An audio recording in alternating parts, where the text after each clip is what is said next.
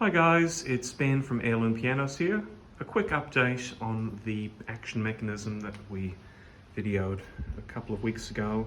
So good news is we're just about done with the repair work.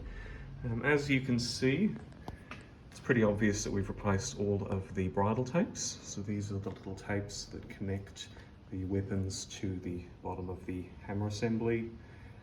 A lot of the butt leathers have been replaced as well. So these were starting to, well, most of them had kind of been worn out completely. So they're all looking a lot healthier. At the same time, the jack springs here, these have all been replaced.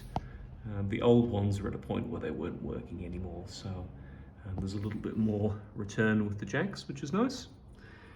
And all of the action centers have been either protect or recentered, so that means they're working a bit better.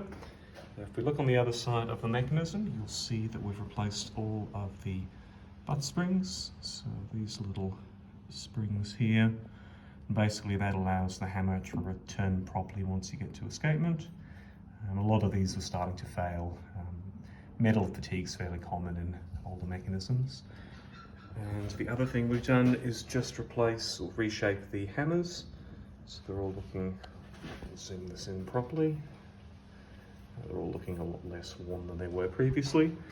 Just removes the older dead layer of felt and just gives it a little bit more tone and colour. So besides that, everything's been nicely cleaned.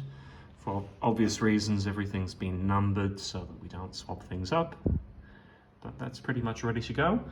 I'll do a quick video once it's back in the customer's house, but if you're curious, go on to my videos and have a look at the previous video. You can see the before and after difference from then. All right, we'll catch you later.